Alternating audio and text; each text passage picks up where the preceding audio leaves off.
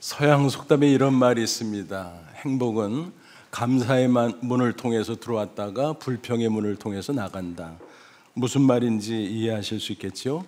감사해야 행복할 수 있다라고 하는 것입니다. 그런데 많은 사람이 착각합니다. 행복해야 감사할 수 있지. 전혀 그렇지 않습니다. 마치 닭이 먼저냐 달걀이 먼저냐, 그 논쟁과 비슷합니다. 뭐가 먼저예요? 닭이 먼저지요. 그래서 감사와 행복 중에 감사가 먼저, 감사해야 행복하다라는 것입니다. 그러므로 우리가 행복한 인생을 살기 원한다면 마음에 늘 감사가 있도록 관리를 잘해야 할 것입니다. 오늘은 추수감사주일입니다. 하나님께서 1년에 2번 감사절을 지키라 말씀하셨습니다. 그 이유가 바로 이 감사에 있습니다. 전반기 마치면서 맥주감사절, 후반기에 끝날 무렵 추수감사절. 감사절은 비유해서 말하면 영적인 건강 검진일, 그렇게 말할 수 있어요. 육체의 건강을 위해서 어떻게 해요? 정기적으로 건강검진을 받잖아요. 그와 마찬가지로 영혼의 건강을 위해서 정기적으로 감사신앙을 체크하자라는 것입니다. 말씀에 비춰볼 때 감사신앙이 있다, 그러면 그 영혼이 건강한 거지요. 반대로 감사신앙이 없다, 그러면 그 영혼은 이미 병든 것입니다. 이런 식으로 해서 감사신앙을 늘 체크하고 관리하고 유지하고 그러자라는 취지인 것입니다. 오늘도 말씀을 통해서 우리 각자 감사신앙을 점검해 볼 수 있기를 바랍니다. 합격한다면 감사신앙 계속 유지하십시오. 만약 불합격한다면 속히 회개하고 감사신앙 회복하시기를 바랍니다. 그래서 항상 감사신앙으로 행복한 인생을 살아가는 저와 여러분 다 되시기를 주님의 이름으로 축원합니다. 오늘 본문은 너무나 잘 아시는 말씀이죠. 예수님께서 나병 환자 10사람을 치유해 주신 놀라운 이적의 기록입니다. 이 말씀을 통해서 감사신앙이 과연 어떤 것인가, 또 그게 얼마나 귀한 것인가 살펴볼 수 있습니다. 감사신앙은 한마디로 설명하면 인생을 감사로 해석하는 능력, 그렇게 말할 수 있어요. 그러니까 비유적으로 말하면 색안경을 쓰는 거예요. 색안경? 그 부정적인 뉘앙스인데, 물론 그렇게 많이 쓰는데 제가 말씀드린 것은 긍정적인 뉘앙스입니다. 감사의 색안경을 쓰면요 다 감사를 보여요. 범사에 감사할 수 있습니다. 그래서 감사신앙은 너무 중요한 것입니다. 10사람이 나병 치유를 받았잖아요. 근데 한 사람은 감사하고 나머지 9사람은 감사하지 않고, 동일한 상황이잖아요. 근데 감사하고 감사하지 않고 차이가 생겼다는 것입니다. 사건의 경위를 살펴보죠. 예수님께서 어느 마을에 들어가셨어요. 그때 나병 환자가 10사람이 있었는데 멀리 서서 예수님께 외쳤습니다. 13절, 예수 선생님이 우리를 불쌍히 여기소서. 그들은 왜 가까이 가지 않았을까? 못 간 거죠, 사실은. 그 당시 유대인의 율법 규정 때문인데 나병은 부정한 고질병이었어요. 그래서 일반인과의 접촉을 금하게 됐습니다. 발병하면 마을 밖으로 격리 조치를 해요. 혹시 이동하는 경우 행인들과 2m 이상 간격을 둬야 됩니다. 우리 코로나 팬데믹 때 고생했던 거 생각하면 이해가 충분히 되겠죠. 또 상대방이 알아보도록 옷을 찢고 머리를 산발하고 또 나는 부정하다 소리를 쳐서 신호를 보내야 했습니다. 그러니 육체적으로나 정신적으로 너무 괴롭고 힘들었을 것입니다. 눈썹도 빠지고 신체 곳곳이 헐고 진물도 나고 심한 경우는 손가락이 뚝뚝 떨어져 나가고, 그러니 사람들이 나병 환자는 마치 짐승 보듯이 했을 것입니다. 얼마나 괴롭고 수치스러웠을까. 그들에게는 꿈에도 소원은 뭐예요?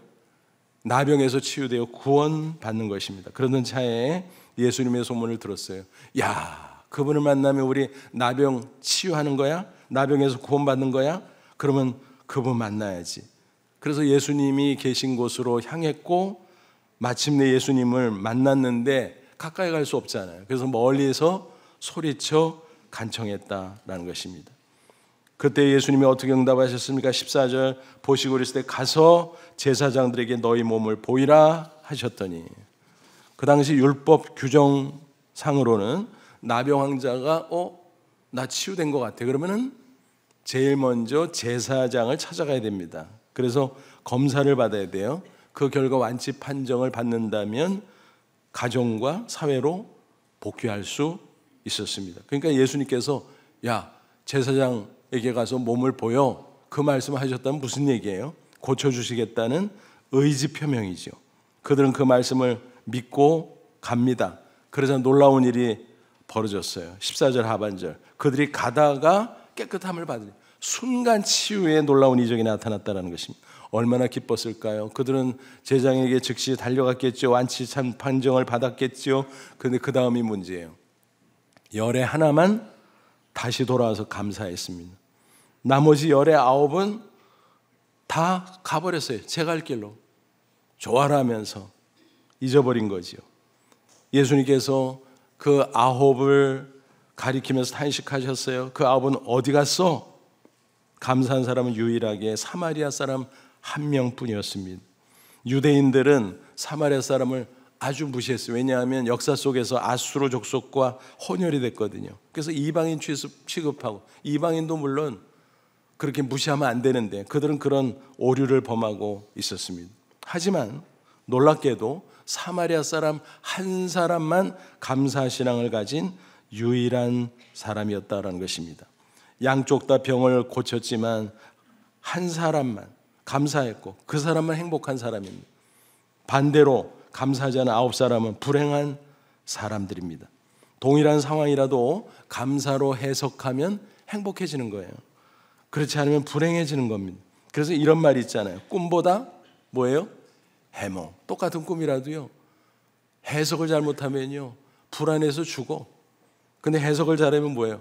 기분이 너무 좋아. 그래서 해석이 중요한 거예요. 우리 인생도 마찬가지예요. 동일한 상황, 동일한 문제 앞에서 해석을 잘해야 돼요. 그게 신앙의 능력인 것입니다. 어느 청년의 얘기입니다. 카페 알바를 하고 싶었어요. 여기저기 지원했는데 계속 떨어지는 거예요. 그래서 속상했는데 대형 카페에 알바로 취직이 됐어요. 너무 좋았겠죠? 그래서 다녔는데 며칠을 겪어보니까 손님이 너무 많아. 대형 카페라. 그래서 일도 많네. 휴식 시간도 없고. 근데 휴식 시간을 보장해 주기 시작했어요. 근데 이제는 또 뭐가 불평인 거야? 시급이 왜 이렇게 적어? 대형 카페인데. 시급이 올라갔어요. 근데 이번에는 제대로 일하지 않고 빈둥거리는 동료들이 눈에 들어왔습니다. 나는 열심히 일하는데 쟤들은 뭐야? 불공평해. 그래서 또 불평하기 시작합니다. 결국 일을 그만두고 나오게 됐다라는 것입니다. 그렇게 들어가고 싶었는데 나와버렸어요. 왜요? 잘못 해석했어. 제대로 해석해야 되잖아요. 손님 많으면 좋지. 회사 잘 되면 자기에게도 뭐 떨어지지. 그렇잖아요. 휴식 시간 주면은 감사하잖아요. 근데 뭘 시급 가지고 그래? 나중에 되면은 올려줄 텐데. 그렇잖아요. 또 다른 동료들이 일 안 해? 너나 잘해. 그러면 되잖아요. 왜 해석을 잘못해서 스스로의 인생을 불행하게 만듭니까? 여러분, 얼마나 많은 사람들이 이런 식으로 살아가는지 몰라요. 반면에 이런 여성이 있었습니다. 가난한 시골에서 태어난 그는 장학생으로 중학교를 다녔어요. 예전에는 학비를 냈잖아요. 중고등학교도. 그런데 고등학교를 진학해야 되는데 도저히 학비 마련이 안 돼서 포기할 수밖에 없었습니다. 그런데 공부에 대한 열망을 버릴 수가 없었어요. 그래서 20세 무작정 상경합니다. 달동네 혼자 살면서 공장에 취직을 했어요. 주경야독하면서 대입 검정고시에 합격을 하게 됩니다. 나도 선생님 돼야지. 초등학교 교사의 꿈을 갖게 됐습니다. 그래서 방송통신대 초등교육과를 당당히 졸업하게 됩니다. 한 남자가 프로포즈를 했어요. 결혼 날짜를 정하고 청첩장까지 찍고 그날을 손꼽아 기다리고 있는데 한 달 전 어느 날 청천벽력 같은 사고가 터졌습니다. 교통사고를 당한 것입니다. 그래서 전신마비의 장애를 입게 되었습니다.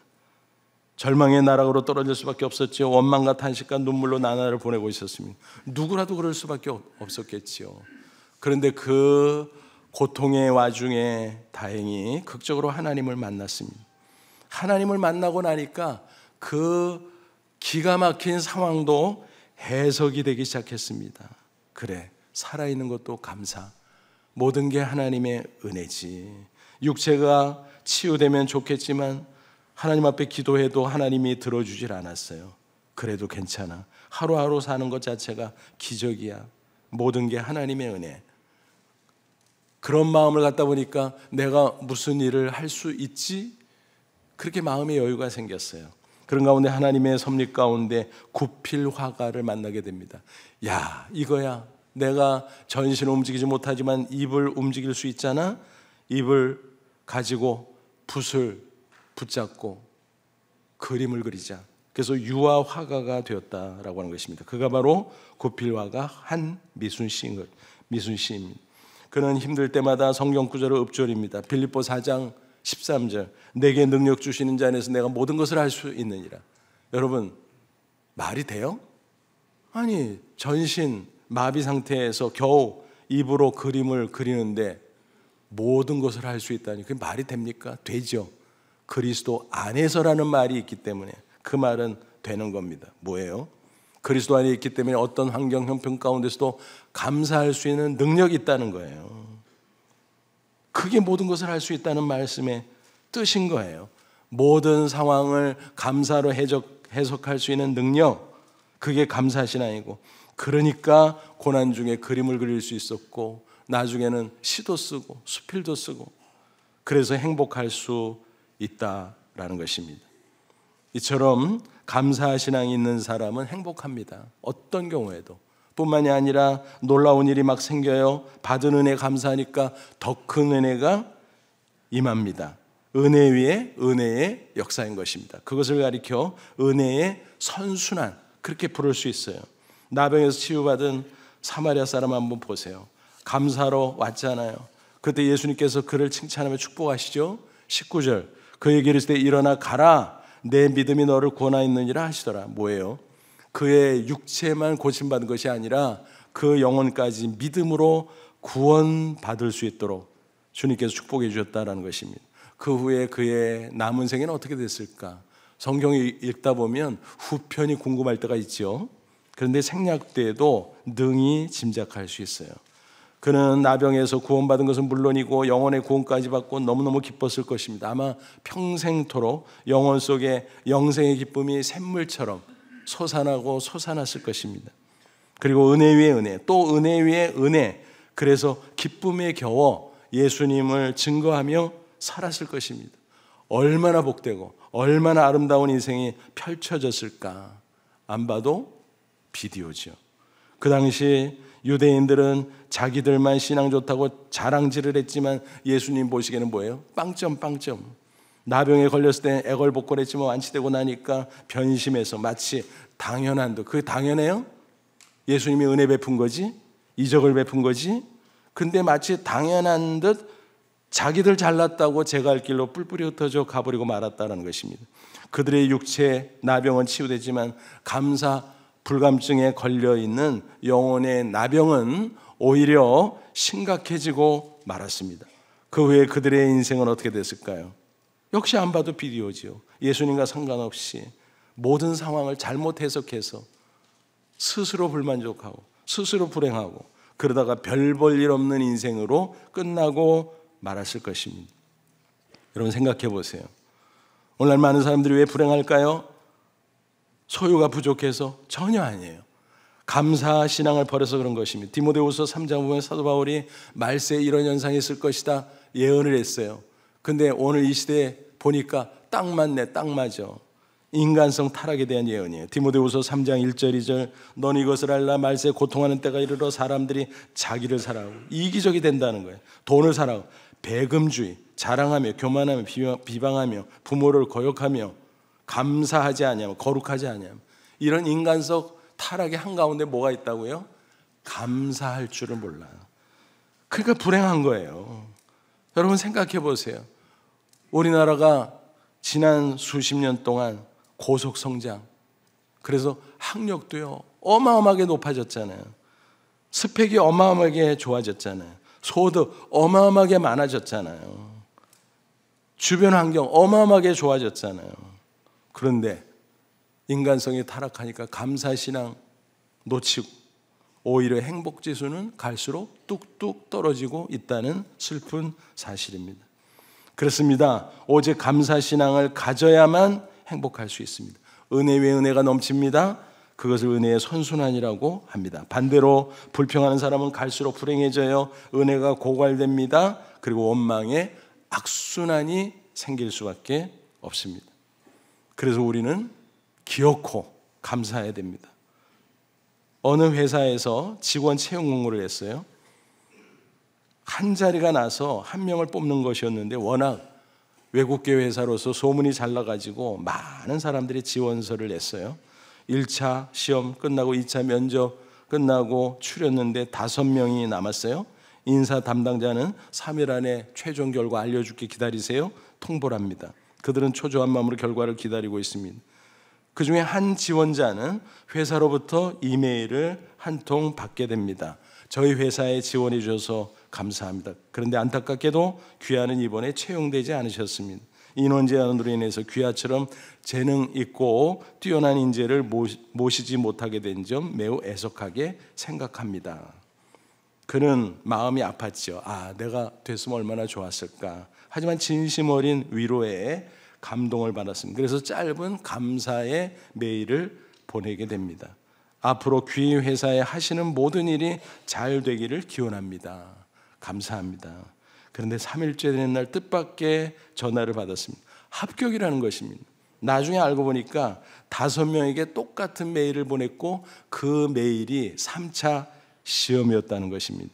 오직 그 한 사람만 감사를 표시했던 것입니다. 그 회사가 무엇을 기대했을까요? 감사하는 사람은 인성이 좋다. 그러면 인간관계도 좋을 것이다. 신실하게 최선을 다할 것이다. 그러면 그 사람 때문에 회사가 발전할 수 있을 것이다. 그렇게 판단했던 것입니다. 여러분 맞아요? 틀려요? 딱 맞잖아요. 감사하는 사람이 행복하고 감사하는 사람이 좋은 사람이고 감사하는 사람이 승리하는 줄로 믿습니다. 여러분 오늘 추수 감사주를 지키면서 우리 각자 감사신앙을 잘 체크해 볼 수 있기를 바랍니다. 열의 하나, 그만큼 감사신앙이 어렵다라는 것입니다. 하지만 내가 행복하기 위해서 감사해야 돼. 아니 아무것도 당연한 것 없기에 역설적으로 당연히 내가 감사해야 하는 것입니다. 감사할 수밖에 없는 것입니다. 내가 구원받고 영생하고 천국 백성 된 것도 감사. 빈손 들고 왔지만 이마만큼 살고 있는 것도 감사. 따져보면 모든 게 다 하나님의 은혜요 감사의 제목이라는 사실입니다. 아무쪼록 오늘 말씀을 통해서 감사 신앙으로 다시 충만해져서 항상 행복하시고 은혜의 선순환 속에 살아가는 저와 여러분 다 되시기를 주님의 이름으로 축원합니다. 기도하겠습니다. 제가 기도합니다. 하나님 아버지 오늘 추수감사주를 맞이해서 다시 한번 우리 각자의 감사신앙을 체크해보면 감사합니다. 내 영혼이 세상에서 분주하게 살다 보니 하나님의 은혜를 놓칠 때가 있습니다. 다시 한번 감사신앙 충만케 하셔서 감사하게 행복하고 감사하게 하나님 앞에 헌신하고 감사하게 하나님의 영광을 빛내며 살아가는 저희들 되게 해 주시옵소서. 특별히 오늘 이 시간에 성찬 예식을 거행합니다.